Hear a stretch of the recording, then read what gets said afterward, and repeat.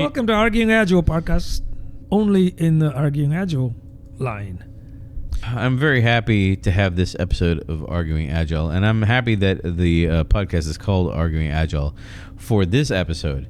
No, you're not. Oh, This is where you say, yes, I am, and I go, no, you're not, because we're arguing Agile. Oh, I didn't realize. Sorry. It's the only podcast where an Agile coach and a product manager talk about their experiences and then agree to disagree. Indeed. Is that a good tagline? I think that's a good tagline. That's right. Hit my music. Oh, there's no music. We can't pay for music. That's right. Maybe next year. Mergers and acquisitions. Old M&A. Good old M&A. M&A. When you say it quickly like that, M&A. Sounds like a candy. Yeah. I think anybody who's been around 20 plus years has gone through some level of this. Right? Yeah, I thought the same thing too. And then I realized I have gone through 4 acquisitions in my career. And I didn't really think anything of it until someone was like, wow, that's a lot. And I was like, I don't know, is it a lot? And I started asking people, and I started realizing that it actually is a lot. Mm-hmm. Yeah, most people have maybe gone through 1 or 2. Right, yeah. Yeah. That's what I found out when I started asking people. And I've been on the acquirer side and the acquiree side. I don't really think those are real words. They're not. Okay, good. Well, at least we're on the same page early. I just did a quick count in my head as you were saying the number 4. Mm-hmm. And I'm either 3 or 4 depending on how you count them. So one company I was with got acquired and then they merged with another company. So I'm counting those as 2, even though... Those are 2. Those are 2. So then, yeah, I'm there with you. They're definitely 4. 2. Yeah, I'm there with you at 4. I thought I would take maybe 2 minutes. I don't really want to spend a bunch of time on this, about reasons why acquisitions happen. There are 3 reasons that I can think of why acquisitions happen. Again, this is just from the experience that I've had in my acquisition experiences that I've gone through, which is the acquirer wants to gain a market share or a market position, right, in whatever market that the acquiree is in. I'm going to keep using those terms. I like the fact that they're not real terms, and that's why I'm going to keep using them. So what market share or market position means, I don't know what it means. It could mean the company name, just having that name to use. It could actually be the foothold that company has in that market. Private equity firms do this a lot. They're like, oh, I don't have any companies that are in the logistics market. Let me go quickly buy some that are in, and have a foothold in logistics or whatever. It could also be the company, just to your point, is increasing their own market share within their own sector. Yeah. Or it could be just companies that want mind share, not necessarily market share. So yes, I'm with you on that. Say, for example, Apple buys a small company, not for the technology, but because that small company is highly known for, let's say, security or something. Yeah. Not that Apple doesn't have the skill sets to do that. It's just that company is known. So therefore, if you buy them, now you're buying the mind share of that company. Yeah. So yeah, that reason too. That sort of cuts into point number 2 as a shortcut to the creative process. And we talked about this on the Brent podcast, which is large companies, maybe you could argue, because Google is probably the company that a lot of people look to say, inside of Google, they still have organizations that are very creative and are creating very innovative solutions and disrupting markets.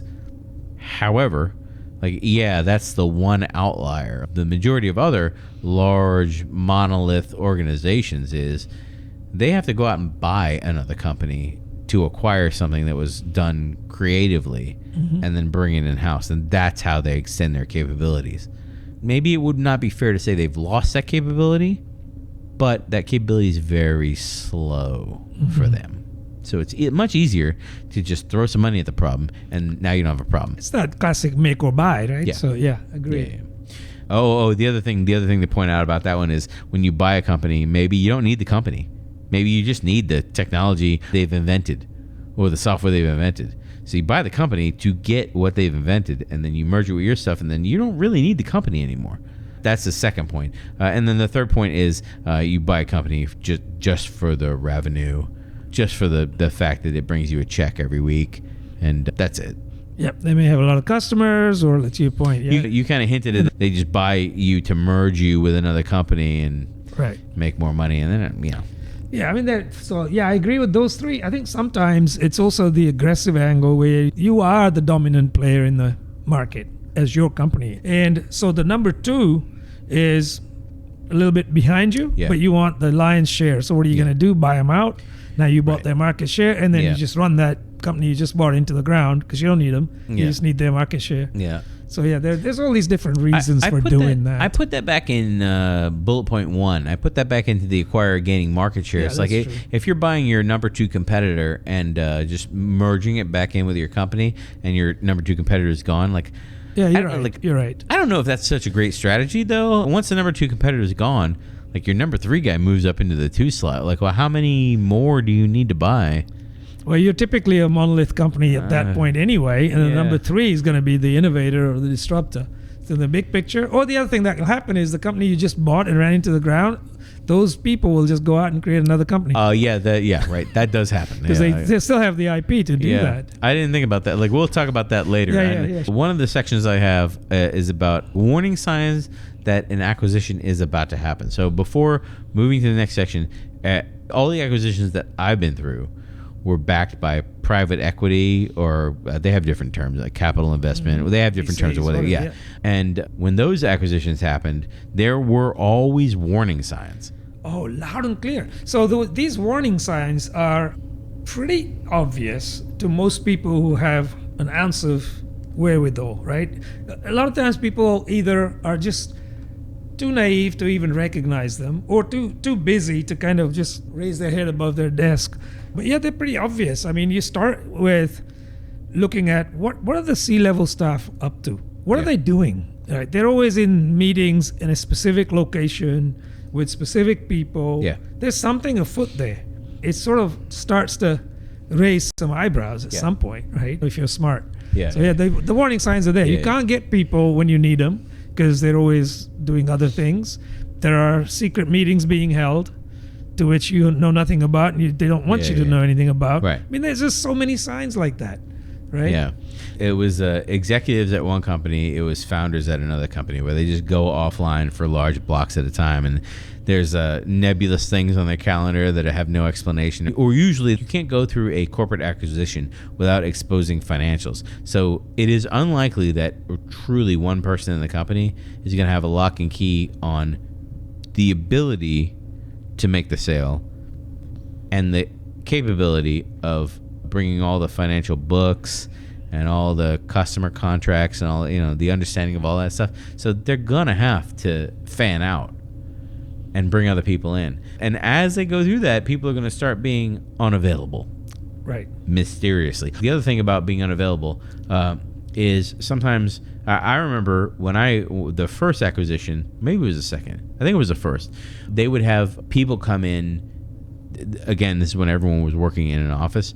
5-6 people would come in, all dressed in ties. Mysterious visitors. They'd be in the conference room all day, and the company would have lunch catered and stuff. And I'm like, who are these people? Right.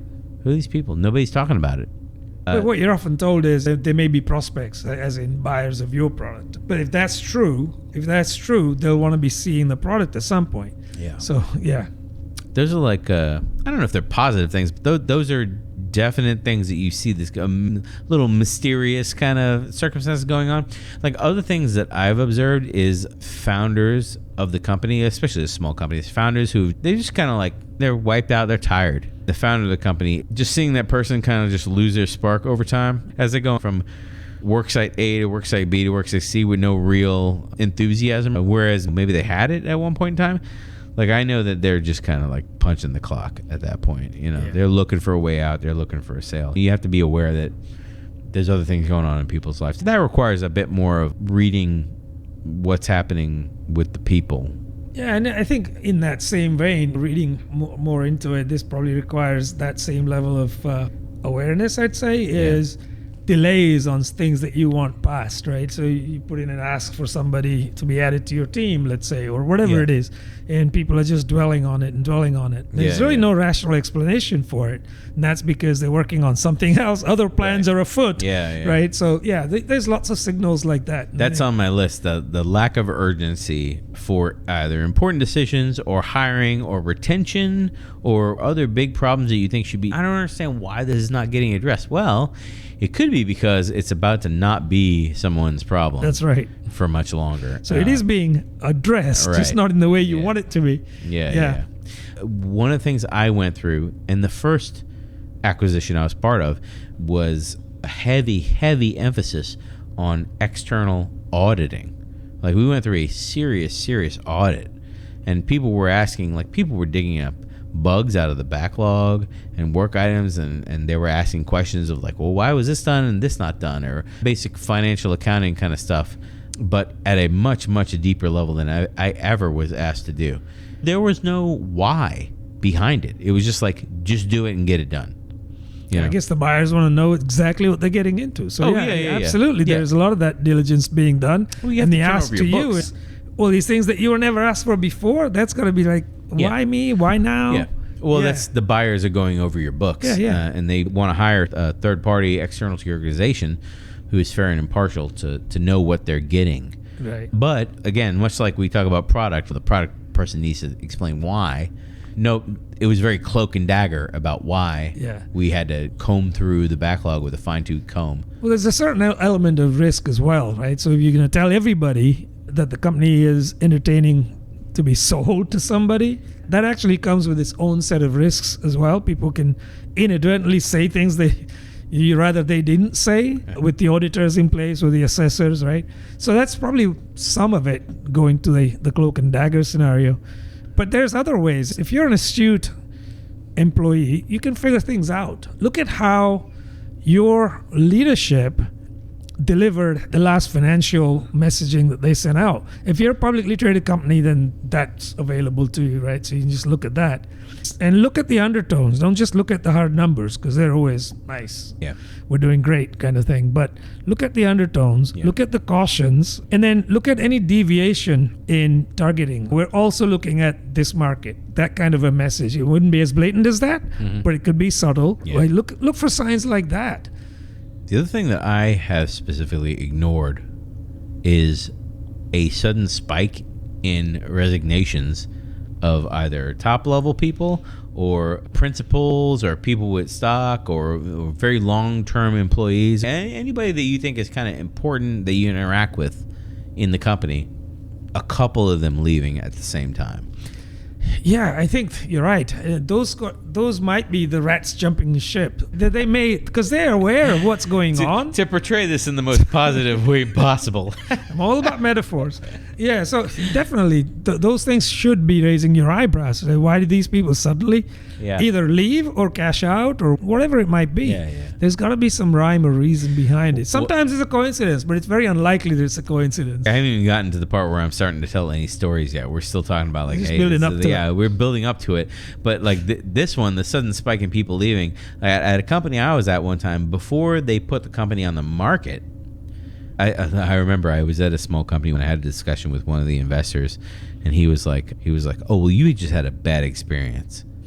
And I'm like, you tell me like how to arm myself to not have a bad experience. Because what happened with me, I was not in the position where I had stock in the company.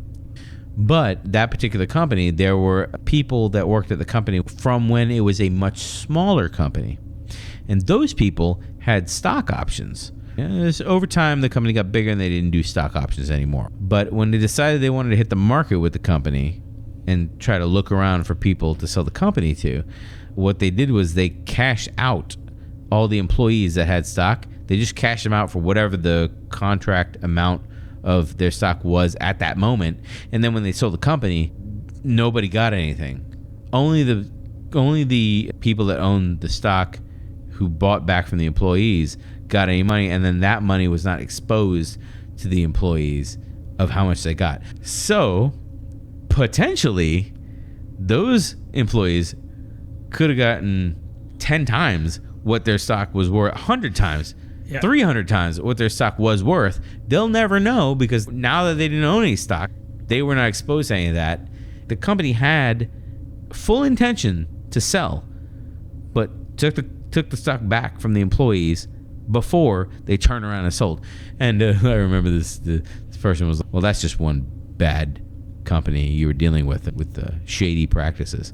You were engaging in a shady financial transaction with all those people that joined your company and was very small, and took a risk.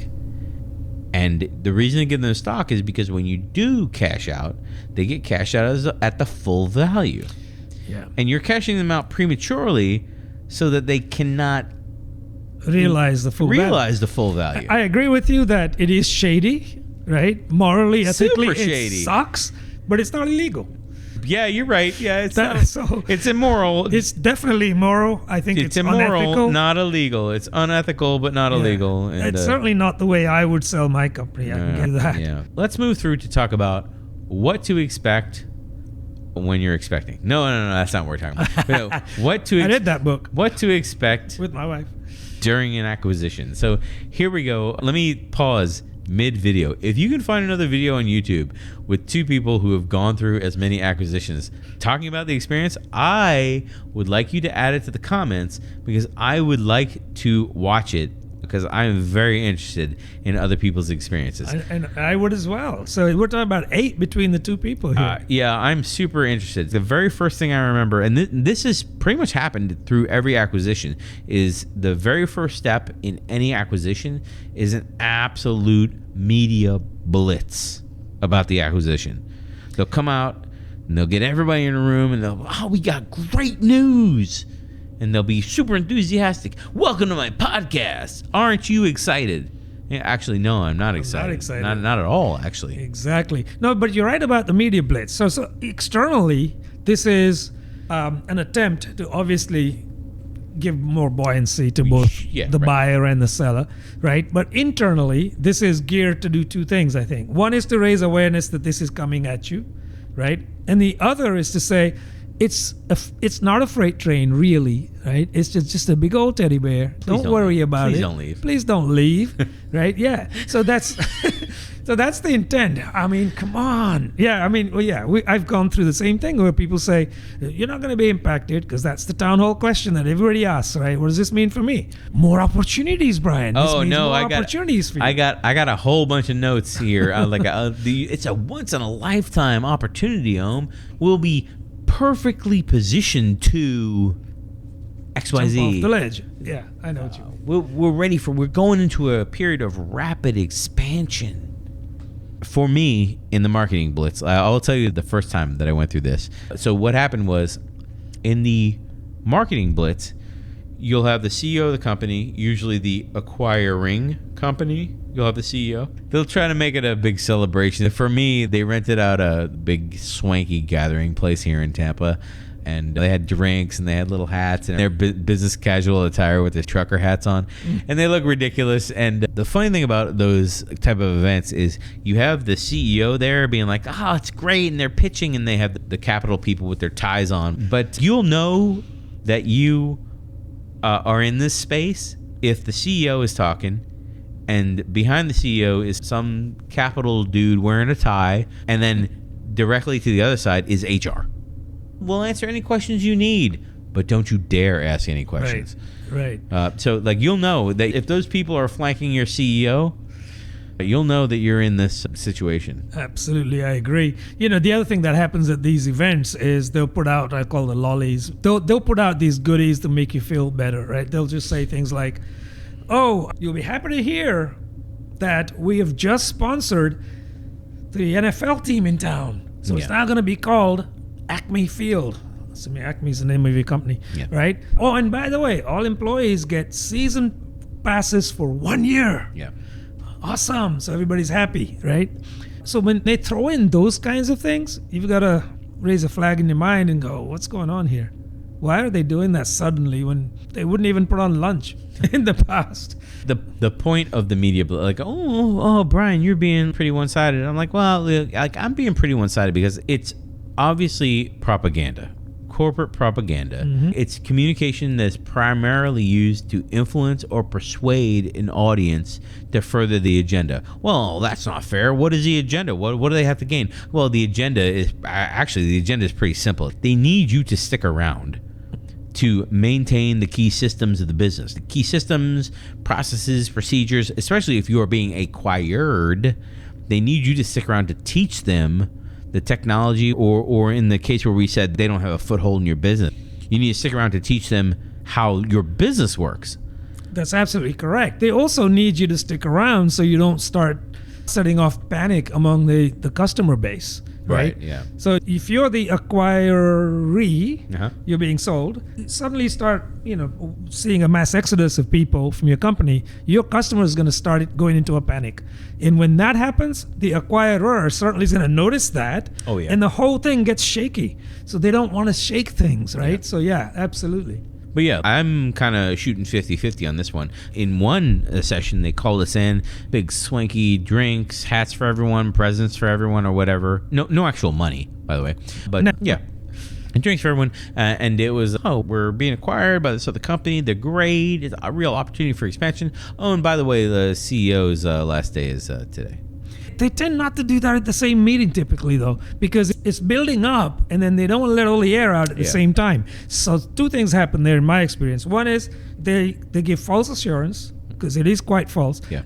Don't worry, nobody's jobs are impacted. Yeah. That's a lie, right? And the second thing is they don't necessarily declare the demise of the CEO or anybody at the senior level, but what they do say is details are yet to be worked out. So very soon after that, you find that some senior people are suddenly not around anymore, and they have not announced their departure.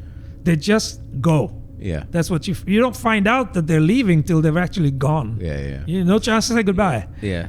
See, for me, the CEO was the majority stakeholder, so he was out.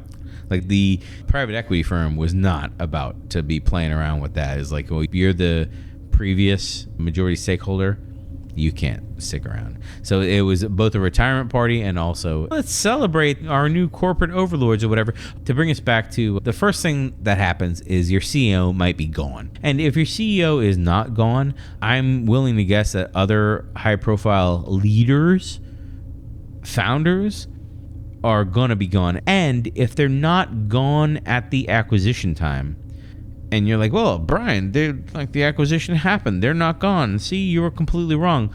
Wait 12 months. Wait 12 months. Because now, if your founders, the people that created the company and pushed it forward with willpower and lots of extra hours and nights and weekends or whatever, Sweat equity. most likely, these capital people are going to have a disagreement with the founders who built the products, teams, whatever. And the only way out of that is, okay, cool. Well, I'm just going to... Or, okay, cool, you should leave. Right. Be encouraged to leave. Right. So you're right. I mean, the other reason why there might be a slight delay in their departure is that it's contractual. So they're being set back a little bit to make sure the transition happens, right? Yeah. So, well, for the next 6 months, you'll hang around, make sure you train our people, blah, blah, blah, blah, blah.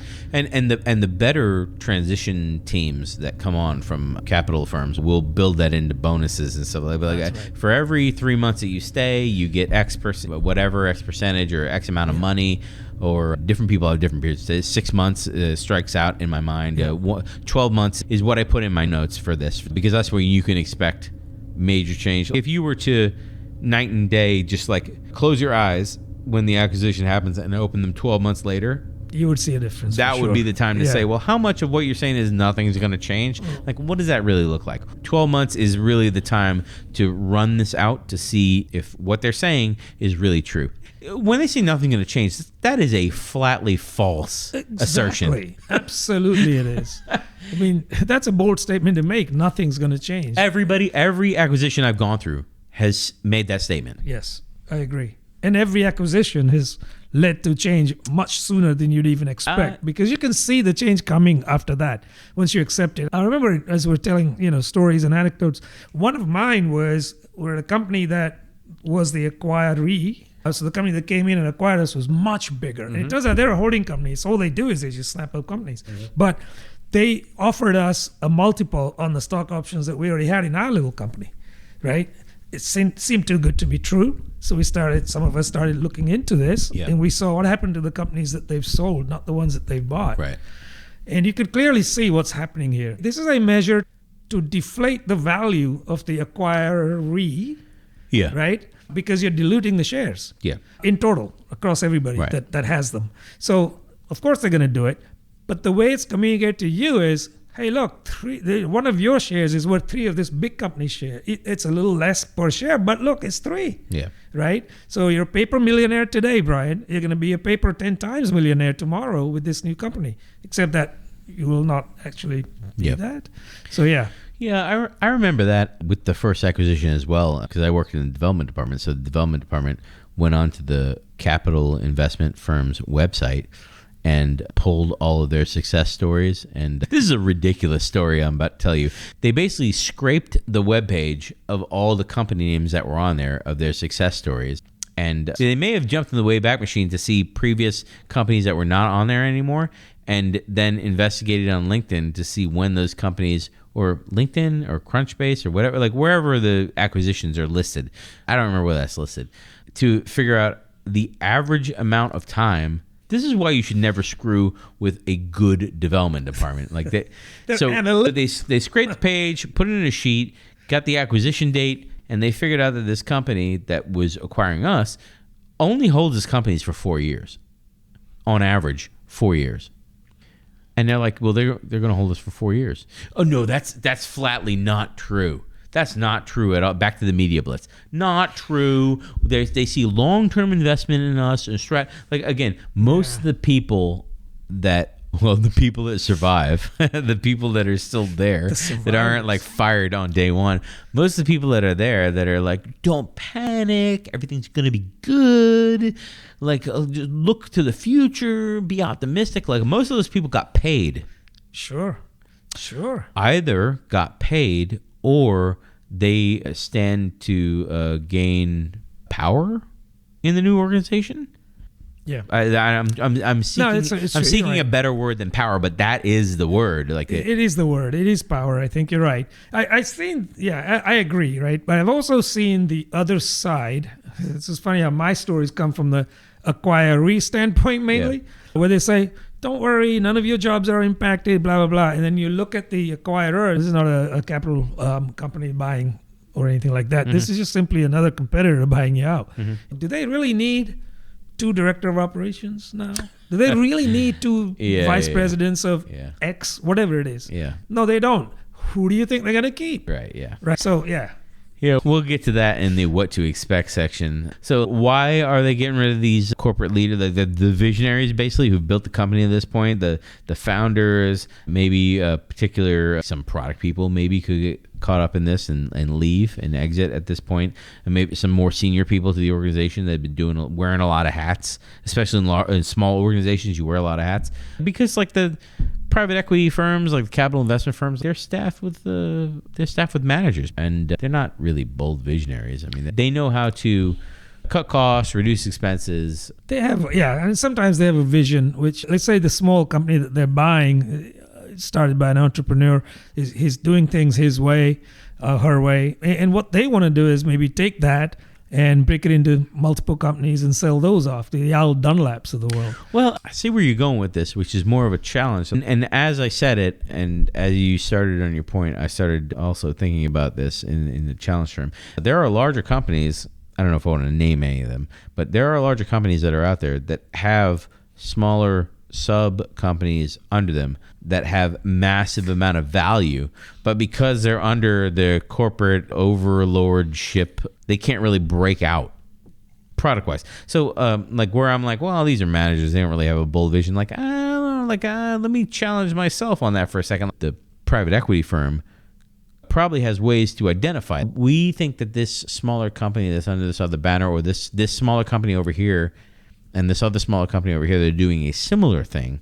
If they put their heads together, we think they could go to the moon. You know, that's the untapped potential. Yeah, absolutely. Now, the how, on the other hand, I don't think they have a single clue. They do not about how to get there. But they do not. I don't know, man. Maybe they're rolling the dice for the most part, because to your point, those people that are in those decision-making positions in those capital companies, I think you said they haven't done the work. I think you're right. They haven't, right? This is the business they're in. No, they've never done that. So the dice. Work. They've never done work. Like, never done work. Oh boy, never done this sort of work. I'm not gonna cut any of this out. Like normally, I'll cut all of our like witty banter that like borderline. Like I don't think I'm gonna cut any of this. Like listen, if you're going through a merger acquisition and you found your way into this podcast, good luck. for you. Well, whatever your learnings are, we hope it all works out for you. But let us know in the comments section because we want to know. Come back and comment on this video a year from now, 12 months from now. The other things that will affect you going through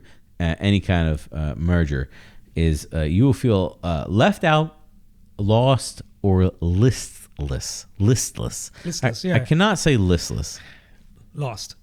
Listless. Yeah, Same absolutely. thing. You're right. People will pay higher attention to things that they have coming down the pike, right? That you're not privy to. So if you feel lost or you feel listless, I mean, these are just terms, but you'll know. It's hard to describe, but you will know when you're in that situation. Well, right? like again, in my experience, they'll go through the buyout and they'll go through the corporate books and they'll go through and talk to the executives or whoever they have to cash out, right? But that's about it. I mean, they're not going to go through the whole company and bring in the bobs and talk about what you do here in a tech like that. That's not going to happen. A lot of it is assumed. And if it feels like nobody's really paying attention to details, that's because nobody's paying attention to details. Like they don't have it all worked out, regardless of what they tell you in the media. But everything's going to be great. It's all worked out. There's not going to be any changes. Like, and I would also bring up, if you're getting conflicting views, and it doesn't seem like you can get to the truth, or the truth doesn't, like, it seems like different people are telling you different things and you're not sure what the truth is.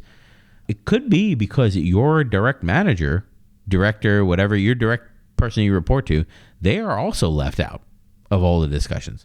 That is 100% possible, and in my experience, usually happens.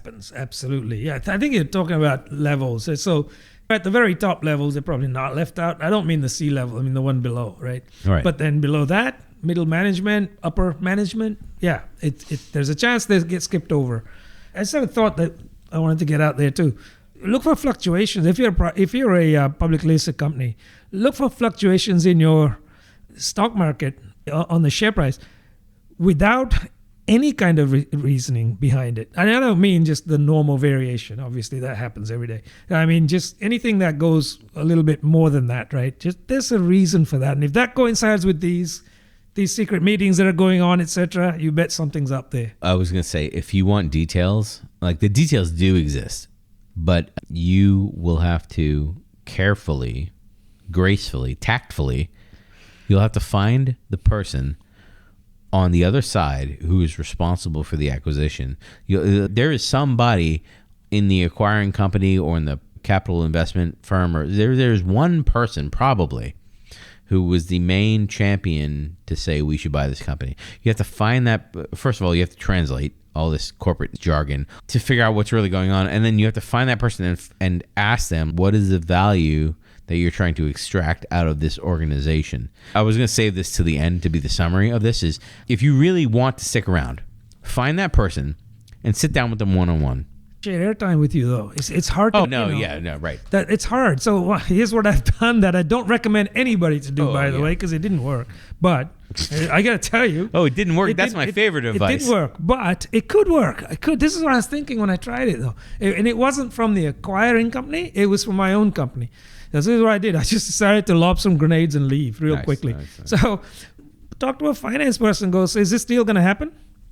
Right? We're not supposed to know about any deal. And see what their reaction is. They may just evade your question, but you can tell from their body language that they're doing that. So there is a deal happening. Check. You keep doing that, HR, whoever, and you can get a lot closer. And somebody's going to say, we're not supposed to talk about that. Now it's confirmed. Yeah. But you won't get any details probably, right? Oh, no. You probably won't get any details. No, out of that. I'm talking about after the media blitz is over. And you're once it's known, it's happening. Yeah, no, I'm talking about after the media blitz is over, and you're deciding like, well, is what they're telling me nonsense? Are they going to cut my whole department and offshore to India or what? Like I want to know what's going to happen. Track down the person on the acquiring side, and sit down with them and ask them, what is the value you see in the company? And for the companies merged together, what do you see 5 years from now for this company? Because again, like they're probably not thinking 5-year term. They're thinking like year over year, or most likely quarterly. Like, what can I do next quarter to increase profits by 10% or whatever? Their thing is super short term. And you'll know if they don't have a plan. This is the same thing if you're in product and you find out that your leaders don't have a vision. Yeah. They have no vision. They're just build this feature. Oh, what makes you think that feature is important to the customers? Listen, I don't need to have this discussion, okay? I'm telling you. I'm telling you, if you want your job, build this feature. Get out of my office. Like, you immediately know, like, you're working for an a-hole. Oh, number one. And number two, you're working for someone who is not customer centricity and evidence-based management and database decision making. None of that's important to this person. Yeah. And you should know where you stand. Right. You should know as early as possible that you're now working for people like that. Okay, this is like, again, not to cut to the summary of the end of this podcast, but this is why we're going through it. So if you're feeling lost or left out or listless, it's probably by design. And what a terrible thing to say. It's like, don't worry, they're not specifically trying to exclude you from the process.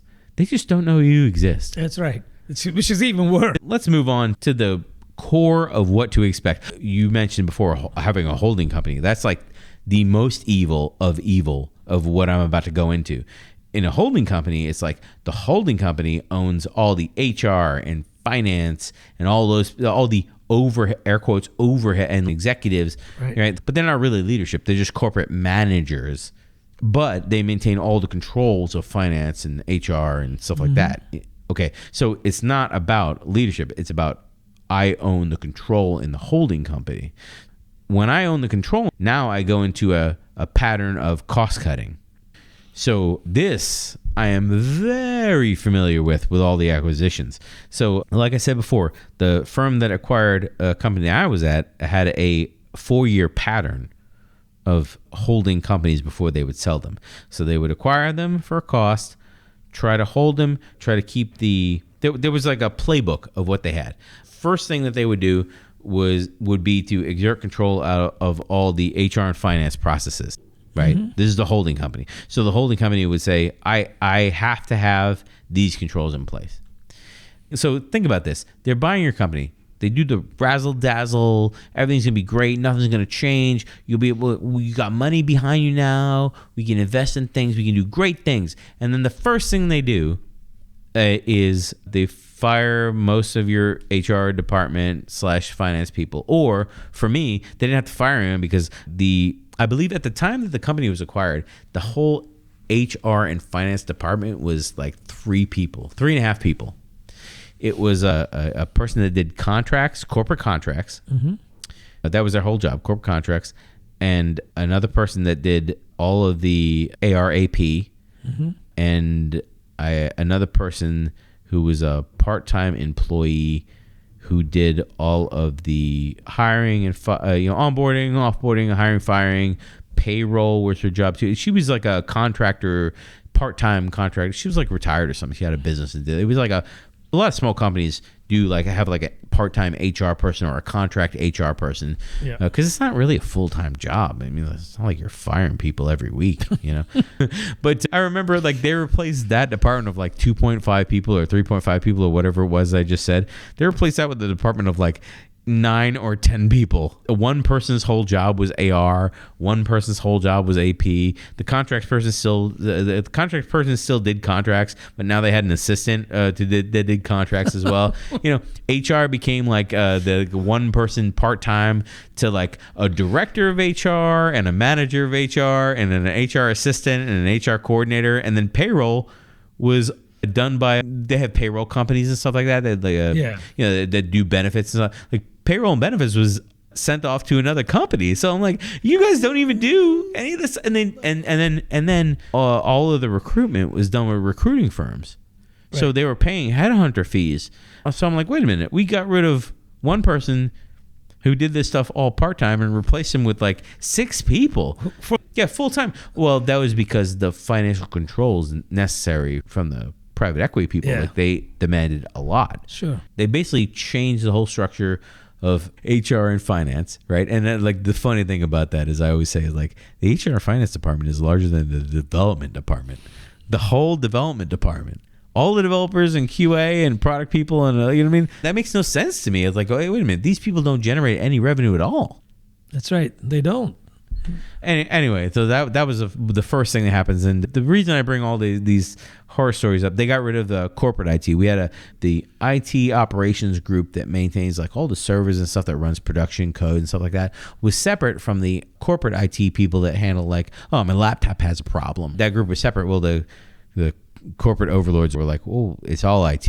This is not like in the 2020s. This is like earlier in my career. Yeah. So they're like, it's all IT. I don't understand. Why do we need two sets? Why would you have separate groups? Yeah. So they just fired the person who did corporate IT, and then like a year later, they ended up replacing with another person because they realized they actually did need that. Like it was just a terrible idea to not have anyone dealing with that. So very weird. Yeah. But it's like those knee-jerk decisions. That was one of the things. They're like, well, we don't understand the need to have all these IT people. Can't one of the other IT people handle? You know, well, and then that would be the time for your company's leaders to stand up to say, no, it's a quality of life thing. When we have problems, we need our employees to have their corporate IT issues resolved immediately, and then they can get back to work. And they're like, but again, it's a leadership thing. Like I don't really expect a corporate manager to stand up and be like, well, I don't know about that.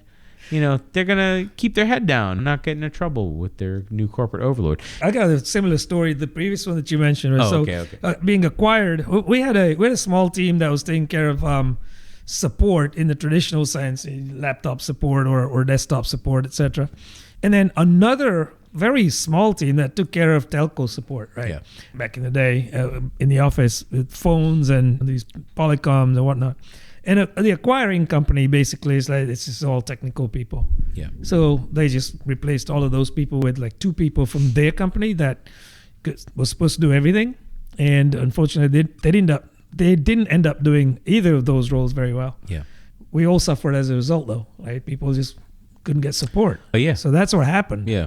No, they did that too. They tried. I remember they went through a period where they were trying to not hire permanent employees. Yep. They were trying to supplement with temporary employees as much as possible while we were held in that 4-year period while we were held by the capital investment firm, because they didn't want to add headcount. And also something about the temporary employees going on a different budget. They were playing games, budgetary games. Different budget, no benefits. Exactly. Yeah. But at that point, it was an engineering-centric company, so you can't just hire a temp to do a 3-month contract or a 6-month contract. Like, they're going to spend the first 6 months learning your product, and then now that they can support your product on the phone real time with customers, now they're an engineer. They're a support engineer now. Like, that's a very technical job to be a support engineer, and they need to be tied into the whole ecosystem. They need to understand product releases. They need to, you know what I mean? They're kind of dubbed with the product support system that feeds into the product management system that the developers work in. Like they're part of the ecosystem. Like you can't, it's not a temporary employee type of role. No, it isn't. Again, that's the short-term thinking. Like the point of this category is cost-cutting and short-term thinking kind of rules the day at this stage in the company. So if you go through an acquisition and you start seeing things that don't really make sense because they don't really like lend themselves to long-term like establishment of your product and your growth of your organization, because the company that owns you, they don't really care about long term. That's right. They don't care, and they don't really know in some cases. Like in the scenario where a holding company owns you, they don't know your business and how to execute on it. They don't know. They think they can save money. So ultimately, they're basically governing the whole thing using spreadsheets. That's what it boils down to, right? And their goal is to keep the numbers low on the expense side while boosting up the other side. It's that simple. My other story with this one before I move on. Everyone that I mentioned in this that were gone, that got replaced by other people, they were not like, they were at the company longer than I was at the company at this point in the acquisition, and they were just gone. This is a story where you hear about people that work 18 years at a company and they just randomly get fired before their 20-year retirement. Like I remember, like the front desk person, I think I was at the company like, I don't know, 8 years or whatever. So she must have been at the company like 12 years. And gone. Like as soon as the CEO was gone on the acquisition, she was gone same day. Just gone. Not like retired or given, like just straight up fired. Like not even like laid off because of reduction. You were fired. The corporate overlords are like, we don't need a front desk person. We see no value in that. Gone, fired. And you could say, well, Brian, it makes sense. I mean, you look at the value of people aren't really coming to the office unless it's a scheduled thing, and then you don't really need a front desk. So they went into a period where like, well, we don't really need a front desk person because we don't really have customers in our office on a regular basis that often. So what's the real value of having a front? Yeah, but like you just straight fired a 12-year employee or 10-year employee. Yeah. Fired. It just shows you don't really care about there are actions that are happening. Like the media blitz is all words, but while the media blitz is going on, there are actions that are occurring. What I like every time when I used to manage people, I used to tell my employees, listen to what people say and hope for the best, but then pay attention to their actions to see if what they are doing backs up what they're saying. Yeah. Because the majority of the time with this, it doesn't. Like, what are you going to do? Like, somebody that knows your business and has been working, even if they've been working, they're adjacent to your business, they've been working in corporate IT desktop support for 8 years. There's a chance that they know your business. You can find somewhere else for them. Just kicking them out. Like, that's super lazy. Okay? Yeah. It's super lazy. And they kicked the front desk person out. But then later on down the road, like a year or two after that, they decided when visitors did come into the office or they had big board meetings or they flew the investors in, they wanted to have somebody at the front desk to like buzz people in or greet people while they sat in the lobby or like they were like, well, it's kind of unprofessional to just have this cold, unattended lobby that people basically can't even get into because they got to badge in to get in. So they decided, like, well, maybe we do. So they tried to get some people from HR to temporarily sit in the desk when they were. It was a real weird situation. Yeah, it was real because I remember having a discussion with the HR person that was at the desk one day. I was like, why are you sitting here? I was like, you work in HR. Yeah. Why are you at this desk? Because they told me to. Yeah, because they told me to. I was like, yeah, but that's not your job. Like, why are you here? Just wanted a warm buddy out front. Yeah, well, yeah, but if you're expecting people and you know the job needs to be filled, like as an executive or whatever, why wouldn't you just temporarily? Like I remember when that person quit, I would walk up and hang out at the admin desk at front. I'd work at the front desk. I'd have my laptop and I'd be doing whatever my normal job was. And people would knock on the door. I'd be like, hey, what's up? I don't know if I'll leave any of this in the podcast, but it was like the majority of the time, the people that worked in HR were women.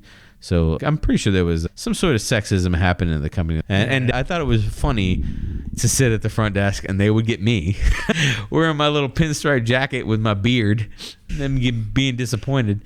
But why would you get rid of the experienced admin person and then try to make it up later? Yeah, it's just stuff like that. Like not thought out, Well, again, if we're all just line items on a spreadsheet, it doesn't matter. It doesn't matter. Yeah, Exactly. I agree. Anyway, like moving on. The other things in this category of cost cutting, short-term thinking, any nice to haves that you had are gone. And like it's all coach. It's all we're gonna book your hotel for you. Yeah. It's specifically one of the things I remember about the company was when they were a small company, they were very adamant that everybody in the company had to go visit a customer at least maybe twice a year or once a year. I don't remember what it was, but basically there were customer trips. Everybody had to go on customer trips.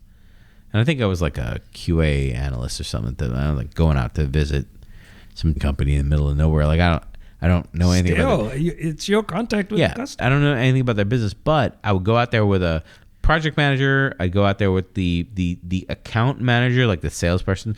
Go to the account manager and we'd talk to different people all over the business. Some would be project managers, some would be tech people, some would be business people, and you would get a real good understanding about their business, about their business problems, and you would have a specific person at that company that you knew. Right. So it's that relationship building that's absolutely critical, right? Right. So when you're thinking about like customer centricity and like being customer focused or customer obsessed or whatever, like all that ended when the company got acquired because they're like, well, why would I send my QA people to on site? It's like that short-sightedness again. The only thing that doesn't change is developers and workers are still given coffee. It's just that it's no longer good coffee. It's industrial grade. Oh, yeah. Right. Yeah.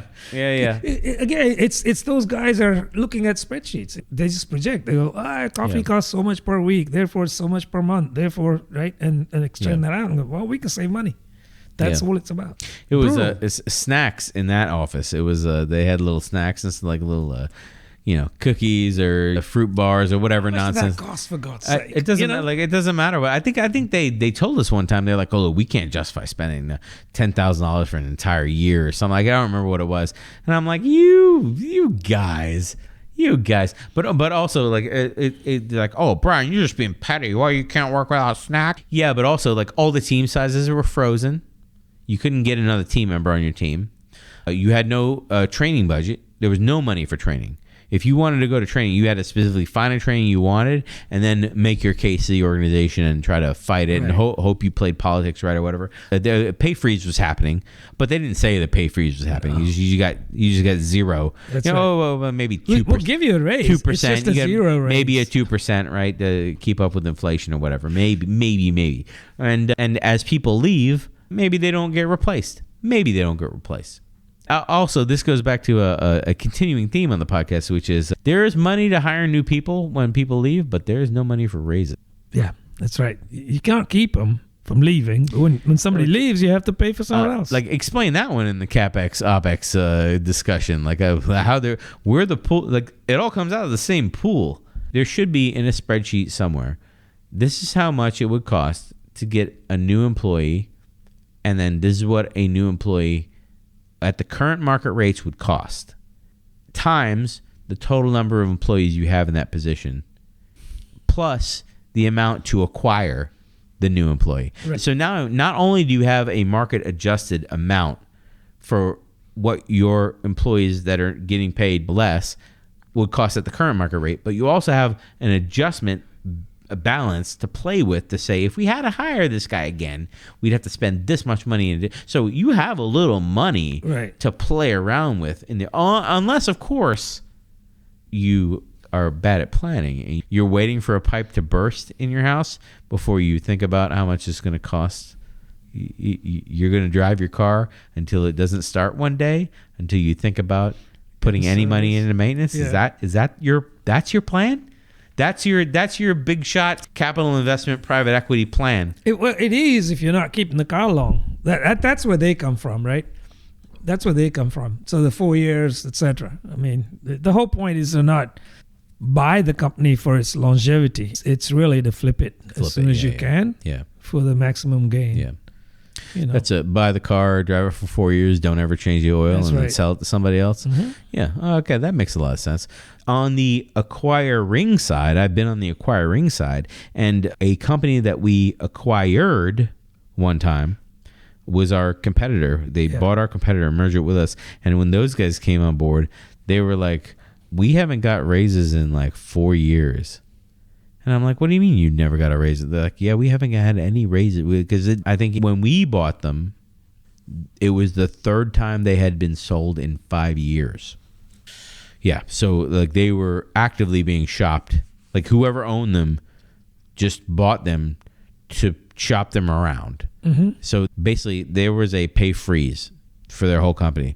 And the employees, when they came on for us, they're like, oh man, we're glad that we finally got merged with you guys because like you're the number one person in the market. So maybe this stuff is over with, where we've been treated like this, where we basically haven't been it's been a pay freeze for 4 years or whatever, or 5 years. I don't remember what it was, but it was like basically zero increases for 4 or 5 years. Again, because they were held by these private equity firms over time, and they didn't want to put any money into the business. And I was like, that is insane. It is, insane. And I would point out, when we bought that company, I remember the Razzle Dazzle Media Blitz for buying that company. And the Media Blitz for buying that company was, well, they're our number 2 competitor, and they're big in the space, and they're in with most of the customers that we're in with, but they have a few that we haven't been able to break into, and they got a great mobile product. Maybe we can learn some stuff with their mobile. And at that point, I was a manager in the company. I never saw their mobile product at all. And my job was to be in charge of the quality of all the products. So when they rolled all their products in with our products, I had to learn their products. I never learned their mobile. I never saw it. I never learned it. I never heard about it. It just went away. I was going to say, did they even have it? I don't know. I don't know if they ever actually had a functioning, working in production mobile product, but that was what was pitched at the media blitz. Is like, well, they got a great mobile product, and that's part of why we're acquiring them, and they got expertise in the space that we got expertise in, and they threw some managers over in that organization a bone, and because I remember my department was rolled under one of the managers in that organization, and they were great to work with. They're fantastic. They knew the business. They really, really cared. But the acquiring business, they didn't care about any of those people. I would say half of them got laid off as soon as the merger happened. And most of the executives were gone when the merger was over. And the executives that stayed, they placed a few of them, and some of them they placed in that executive level position where you're an executive but you have no team. You're a placeholder, basically. Yeah, they put you on an island until you starved to death. Because most of the people that got cashed out just left. Yeah. They left the company. Why would they hang around? Yeah. Maybe they go someplace else and form another company. The other thing that I have on here, and I swear that we're almost done with this category of cost cutting and short-term thinking, depressing categories is, which is my favorite phrase, which is Byzantine financial controls go into place when a capital firm takes you over. I specifically remember this in the second acquisition, the second time that the company that I was at got purchased. So the company I was at got purchased, and then we purchased another company, what I just talked about, and then we got purchased again. When we got purchased again, I got called to HR. I don't know why HR. It makes no sense to call me to HR for this, because HR is not finance. They don't control budgets. But I got called to HR, and they're like, hey, we're actually, I do know why I got called to HR for this, because they probably were trying to measure my reaction.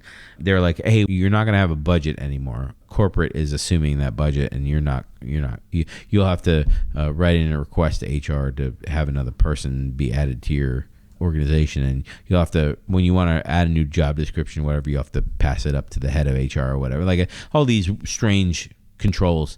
And of course, I'm me, so I was like, really? Because to get us all this success in the market, I don't remember doing any of this to be successful in the market. Oh, yeah, that's right.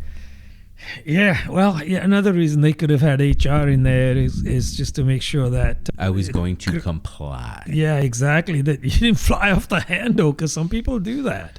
Yeah, you know, I could see it. So so what happened was I lost my budget. All the managers in the organization, basically, budgeting became a director level and above activity. Basically, is what happened. Highly controlled, or VP level and above. I don't remember what it was, but basically, I remember I had to go through my VP in order to requisition any job descriptions and stuff like that. Okay, so I got my budget taken away. I got oversight into what my employees make taken away. And I remember they came to me one day. This is well after this. They came to me one day and they're like, we're reducing your budget for your department by this amount. And it was like the amount of like what I paid one of my employees. And they're like, you have to get rid of this person by the end of the day. It's effective at the end of the month. Like they called me in on the 31st. To tell me the budget's been reduced effective by the end of this month. I was like, the end of this month is today. You think that's coincidence? This is crazy. This is the way it's handled. They're like, yeah, this is this person's last day because their salary is what the amount that your budget's being reduced. I was like, so let me get this straight. You're reducing my budget by the exact amount. What a coincidence of this person's salary. Mm-hmm. I was like, so basically you're telling me I got to fire this person. That's what you're telling me. Yep. You're not telling me you're reducing my budget. You're telling me fire this person and I don't want him in your department anymore. Mm-hmm. So you're making a managerial decision. Based on, yeah, exactly. Based on what? They never told me based on anything. Of course not, because they don't have the basis. All they know is they need to save so much money, and they go, yeah, we'll get rid of this person. I specifically remember that day because I went back to my desk and I packed up all my, like I totally pulled a Mike Miller. I was like, I'm going to take my ball and go home. I wanted to decide if it was worth me quitting or not. I packed up all my stuff and I got a box. And I remember the manager of development saw me walking out with my box and he tried to stop me. And I was like, I don't want to talk right now. I was so upset that I had to go through HR. HR has nothing to do with budgeting. I was like, why is my boss not telling me? Again, if the budget is now controlled by a VP level and above, why is a VP not bringing me in on the vision of, right, we're taking this money and we're moving it over here, you know what I mean? Yeah. That would have made too much sense. Or in that person's defense, I don't know why I would even defend them, but maybe that person didn't know. Well, there's a chance. Absolutely. Yeah. There's a chance they didn't know. Yeah. And then at that point in the company, there was this push in the development department specifically, there was this push to offshore work. You could not ignore it. Push to offshore, because at that point in time, all the offshore work was on the CapEx budget, and they're like, well, if we send the work to wherever there's some third world country or whatever, we can write 100% off as CapEx. And we're not exactly sure. They hadn't figured out how to correctly operationalize versus CapEx, like the employees that worked, full-time employees. Mm-hmm. But they knew that 100% of the offshore people were all on the CapEx. Sure. So that we were going through that. So I'm sure that had a part of it too. But a lot of outsourcing happens in this phase. And what I think of is short-term thinking. When I hear short-term thinking, because of all these bad experiences, my brain immediately shortcuts to reckless activities to keep the balance sheet low. Right. Right. It would be like if you were an old school organization and you had to like keep inventory in your warehouse, you'd be like, how many items on average do I sell per day? 3? Okay, cool. I'll keep 3 items in my warehouse. And I'll be like, well, some days we have people come in and they buy 5 items. Right. And on the day when 5 people come in, I'm going to have to disappoint 2 people if I only keep 3. Correct. Because you're trying to keep you're trying to keep the AR and the AP and that kind of stuff. You're trying to keep them as low as possible. You're trying to optimize the business for finance. This is the same thing as what we talked about earlier with the CapEx and OpEx. Is like, well, because I don't know, when you do continuous deployments, every time you push a deployment out, that means that a feature of software goes out into production. And then if your features are deployed irregularly, meaning all the time because of continuous deployment, now I, the finance person, have a more complicated job to do to track, well, this feature started on this date and this feature started on this date and all your features start. So the better way to do that is, instead of you doing CI/CD deployments, the continuous deployments, I would rather you only release, I don't know, once a quarter. So do all your little agile development things, but only release to production once a quarter so I can click a button in finance. Like, why are we optimizing the whole process so that some random person in the finance department has an easier time filling out a spreadsheet? Exactly that. Yes. It's all about convenience for that one person. And yeah, to that point about keeping the AR and AP, I've even seen something a little more extreme in the acquirer. Yeah. the buyer. Basically keeping the AP short and the AR long, basically. Right, Did I get that right?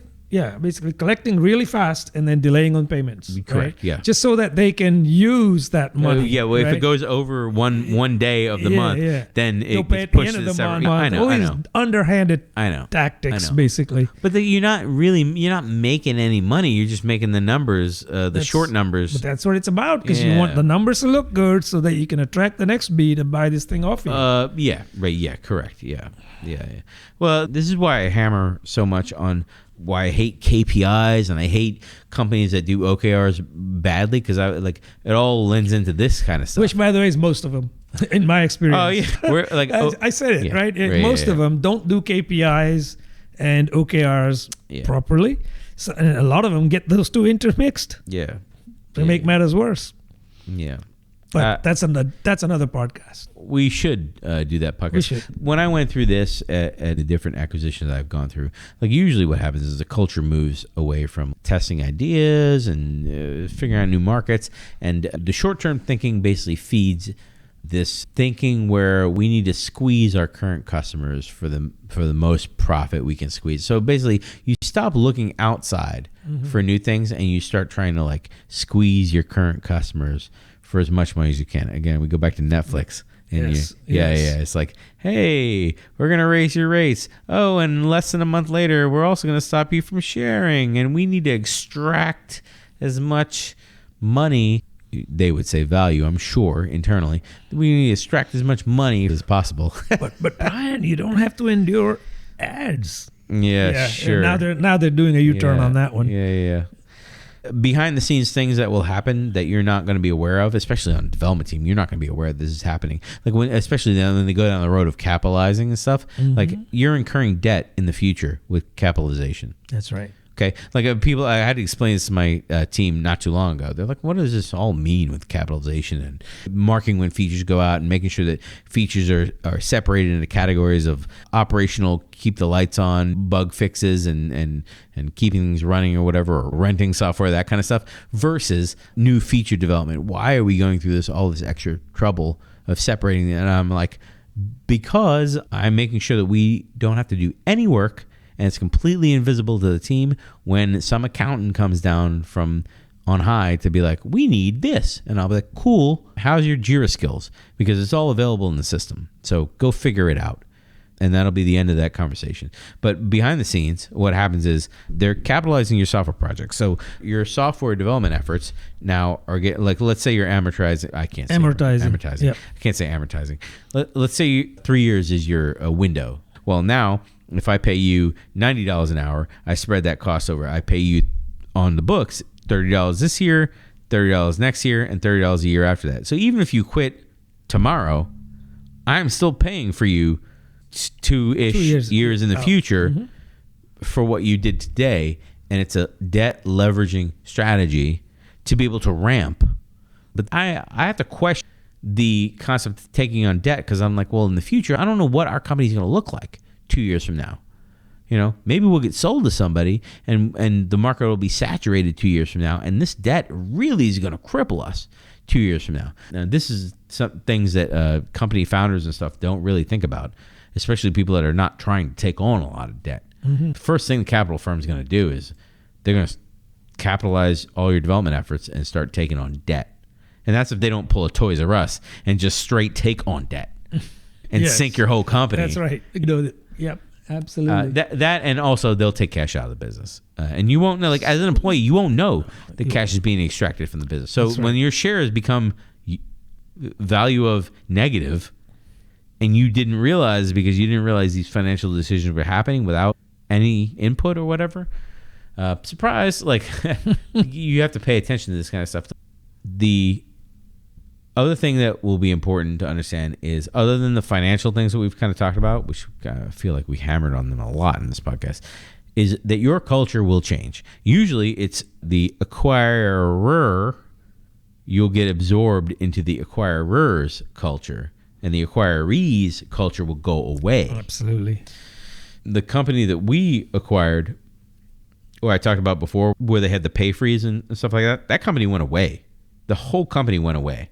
They got absorbed into our company, and I don't know if any of this. There probably are a few people still there, but they're loners off in corners of the organization. They're certainly not center stage in the new organization. Right. Yep. Absolutely. Yeah. You're certainly right about the culture change. Right. You can clearly see the shift if you're willing to observe it. Right. You can see it. And especially if it's a larger. Or I remember distinctly the thing that sticks with me is the larger organization that acquires. I'll say this, and then this will be the end of the podcast, I think. Why this subject bothers me is I remember I was peers with most of the people that built the company to the point where it was lucrative to be acquired. I was a team member who built the software that kind of propelled the company up to that level. And seeing those people, when we got acquired, the people that were willing to play politics and step on other people, like those people excelled in the new organization. The people that were willing to cut off and kind of burn those relationships. But also, I don't know if it's totally fair to say that, because another part of it is those people also, the capital investment people have a way of squeezing managers in the organization and lighting a sense of urgency under them like a fire. And then because that sense of urgency is lit under them, they then go to burn the relationships that they had to basically squeeze people until they can't be squeezed anymore, and then the organization fires those people and gets new people in to replace them. So those people get squeezed by the capital investment people, and they turn around and do the same thing to their employees, and it becomes a revolving door of employees under them. The vice culture. But it was building the organization to a point where it became alluring to acquire. Those people were never like that. The stress transformed them into that. And some of them very few probably elect to leave. Some people just say, well, I see this is how it is. I know how to play this game to move ahead. So they change. Change how they go. And those are all the people that got ahead in the new organization. Sure. And the people with principles, the people that were unwilling to do that, they all were weeded out over time. Yeah. That's probably the hardest thing about going through this again and again and again, is seeing that cycle of like, why like these people were not responsible for the success of the organization. So why are you allowing them to basically squeeze you and change your personality? Right. Yes, that's true. And if you've gone through yourself as an individual, this kind of a culture where it became a vice culture, as I call it. You get squeezed out and you get burned. You go, that's not going to happen to me again, right? Till it does. So what does it do to you? It's got to prey on you. Yeah. Because you can only people aren't like diamonds. Keep squeezing them, right? So eventually there comes a point where you go, if I'm going to get ahead, I need to do what they're doing. Right. Yeah. And that's terrible. That's really bad. Yeah, it's not true though. Like that's again, like large companies. I don't know if we talked about this in the last podcast or this podcast. Like large companies, other companies to get innovation, because innovation doesn't happen in that culture. Right. Yes, we talked about it in this culture one. that we're talking about. Innovation does not thrive in that culture. That's right. Once all that kind of stuff's in place. These companies, like again, these are the companies you can look at their LinkedIn and you can find like what is the average tenure of employees, and they're like, oh, it's 1.3 years or whatever. Well, yeah, probably because they're squeezing their employees and then they're just moving on. Nobody's trying to change their culture. Nobody's trying to improve things for the next generation or whatever. They're working there until they can't deal with it anymore and just quietly moving on. Yes, absolutely. Yeah, I agree. My originally drawn up conclusion had to do with like, if you're going through an acquisition and you really want to stick around, or if you're not sure that you want to stick around, like here's the things that I was like, you should ask yourself is like, does my role have a place in the new organization? Right? Because I mean, right away, if you're like, well, they have an IT staff in the acquiring company and I work in IT, like you're probably gone. Like just face reality, you're probably gone. Are my tasks or achievements necessary in the new organization? Right. Right. Again, they value them. Front desk people, like they obviously don't value you. Like exactly. And then how much power am I willing to lose, or do I stand to gain? Like again, I already mentioned, like there were some managers when we went through the first acquisition, they saw the writing on the wall, like, oh, I stand to gain a lot of power in this acquisition. They can't live without me, the head developer or whatever. Like they're going to put me over big time. Yep. So those people stick around, but they're not the right people to be sticking around in the first place. So again, if you really, if you were like, wow, Brian, you're so fatalistic about this guy. Wow, it can't be all bad. Cool. Go climb the ladder, find the person in the other organization who was the main person driving this acquisition forward, and talk to them about what the future looks like. And if you can't speak corporate speak to get out of them, well, we were just holding you for 4 years and then we're going to flip you. Like if you can't suss that out, I'm really worried about like if they don't have a vision, or their vision is just corporate jargon and spaghetti, then they don't have a vision. Right. So if you want to stick around, if you really want to stick to it, find that person, have a real one-on-one with that person, and that was my suggestion there. Also, if your position or you personally don't add value to whatever vision they're giving you, again, assuming they give you a vision, I'm going to say 90% of the time they don't. They're not going to give you a vision. But if you can't see yourself adding value or going along with what vision they're outlining, that's the other thing too, is that going along with what they're outlining, they might be taking your product and your company in a direction that you don't morally, Curtis and I talked about this on the podcast I just posted on 60. If you're talking about a product direction that you don't morally agree with, like, it's better to find that out up front, real early. Yeah. I agree. Absolutely. And then the career thing that I kind of put some thought into, I was like, well, what kind of things, when you're looking to work at a place, you need to know? You need to know the money, the growth factor, the fun that you're going to have day to day, and the impact that you're going to have. And how many of those categories can you flex on? Maybe one? Yeah. Most people, maybe one. I mean, money, growth, and impact, and it's kind of a boring job. Right, you can grow in the position. It can be real fun, and you're making a real impact. But the money's kind of crap. Like I can even see that. Yeah. Maybe you can flex on 2. Maybe if you're having a real impact and it's fun, but you're kind of going to be doing the same thing forever. I don't know. You're going to move on. Probably are. I can't see how good the money is. Yeah, I can't see more than one of those categories flexing. You're right. It's probably just one. And a lot of people wouldn't even want to sacrifice that. Probably. You probably would keep moving around until you're fitting all 4 of them. That's right. But think about it when you're not sure if you're in the right spot. But again, if you're going through an acquisition, that's what this podcast is all about. Think about what's happening, kind of try to dig a little deeper in what they're telling you, see past the media blitz. And please let us know in the comments, because we'd love to hear from you. Or if there's anything that we didn't talk about, I would be interested to know that, because I've gone through a bunch of acquisitions. So if I've missed a blind spot, I'm super interested in knowing what that is. Yeah, absolutely. And don't forget to subscribe.